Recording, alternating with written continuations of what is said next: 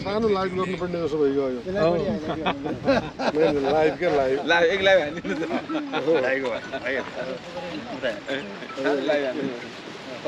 मन्त्रीज्यू आज यहाँको बुढीनन्दा नगरपालिकाको वडा नम्बर 4 को सिमकुरुमा आगमन भएको छ। यहाँलाई कस्तो महसुस भइरहेको छ? होइन, यहाँ अत्यन्त हामी प्रफुल्लित छौँ। यहाँ मैले पनि लाइभ गरिरहेको छु, तपाईँले पनि गरिरहनु भएको छ। यहाँ यता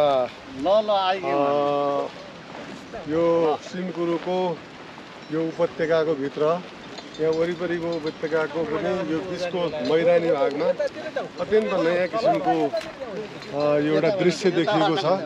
यहाँ सबै गाई बस्तुहरूदेखि लिएर यो भैँसीहरूको यो चलन क्षेत्रका रूपमा बडो ठिकसँगले गइरहेको छ। यहाँ अचम्म लाग्दो दृश्य, पछाडिपट्टि डाँडा, अब यहाँ गाई बस्तुहरू उतादेखि यो लाइभ गर्ने साथीहरूलाई मैले अघि लाइभ गरेको थिएँ।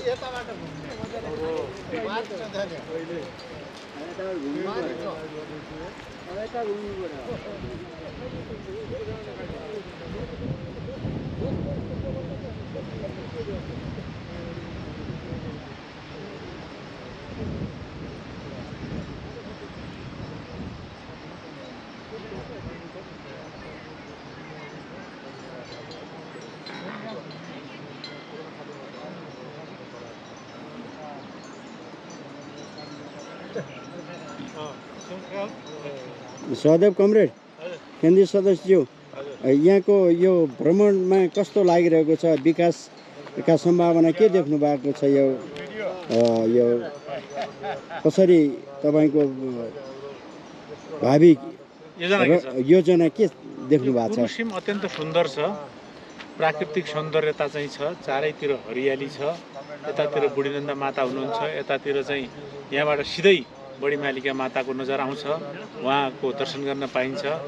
यो प्राकृतिक सौन्दर्यता, धार्मिक सौन्दर्यता, सांस्कृतिक सौन्दर्यताले भरिपूर्ण यो कुरुसिम एउटा विकासको पर्खाइमा छ। राजनैतिक पहलकदमी, यहाँको स्थानीय सरकारको चाहिँ सचेत एउटा पहलकदमीद्वारा यहाँको अति आधुनिक विकास गरेर यसलाई अझ समृद्ध, अझ सुन्दर, अझै रमणीय बनाएर पर्यटकहरूलाई आमन्त्रित र आकर्षक गराउने काममा अग्रसर हुन जरुरी छ।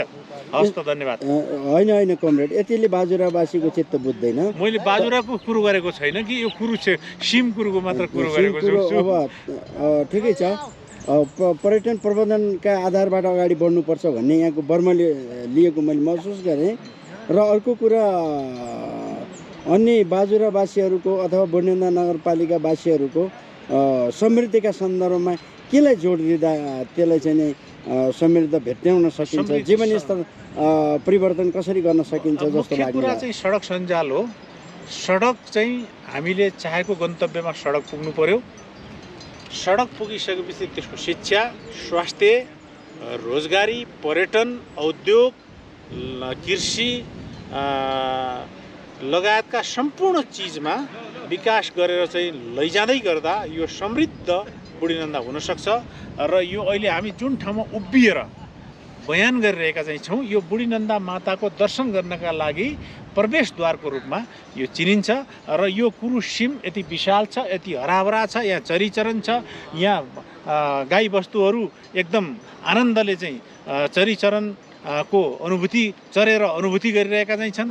यो रमणीय, यो आकर्षक, यो सुन्दर मनमोहक दृश्यलाई अवलोकन गर्न म तमाम साथीभाइ, दाजुभाइ, दिदीबहिनी, जिल्लाभन्दा बाहिरका सबैलाई आमन्त्रण गर्न आग्रह गर्दछु, अनुरोध गर्दछु। धन्यवाद। युट्युबमा आउने आरी लोड गरेको। मान्यज्यू नमस्कार। यहाँले यो बाजुराको समग्र विकासका सन्दर्भमा छोटकरीमा धारणा राखिदिनु न अनुरोध गर्दछु।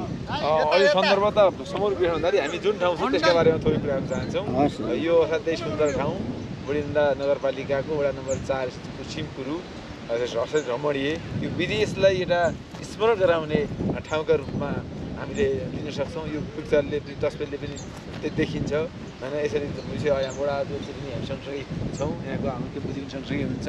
यसलाई अझ पनि हामीले यसलाई अझ समृद्धि गरेर अझ यसलाई विकास गरेर सबैको पहुँचमा ल्याउन खोज्दैछौँ। किन अब सडकले गर्दा यहीँसम्म गाडी पुग्यो, हाम्रो ऐतिहासिक खुसीको कुरा हो। यसबाटमा मेरै पहलमा प्रदेश सरकारबाट तत्कालीन प्रदेश सरकारबाट प्रतिनिधित्व गरेर कुन्टीबाट यहाँ सडक ट्याग ओपन भएको त्यो सफल भएको चाहिँ आज हामी गाडीमा आउनु पायौँ। भोलि यो ठुलो फोर लाइनको बाटो बनेर पिच बनेपछि सबै नजिक आउनेछन्।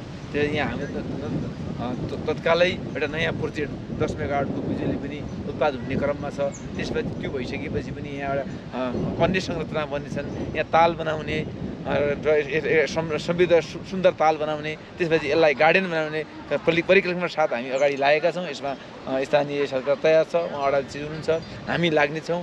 सम्पूर्ण अन्य नेतागणले जिम्मेवार व्यक्तित्वलाई पनि यसलाई सबैको पहुँचमा ल्याउन, प्रकृति आफैमा सुन्दरता छ तर सबैको पहुँचमा ल्याउनका लागि यसलाई समृद्धितिर लाग्न सबैको आवश्यक छ। यहाँहरूले पनि यस क्यामेरा मार्फत यो मिडिया मार्फत सबैलाई म अनुरोध गर्न चाहन्छौँ, यहाँले सबै एकचोटि यहाँ कुरो आउनुहोस्, रमाउनुहोस् र आफैले यो कुरो हेरेर जानुहोस्, रमाएर जानुहोस् भन्ने अनुरोध गर्न चाहन्छु। हस्, धन्यवाद।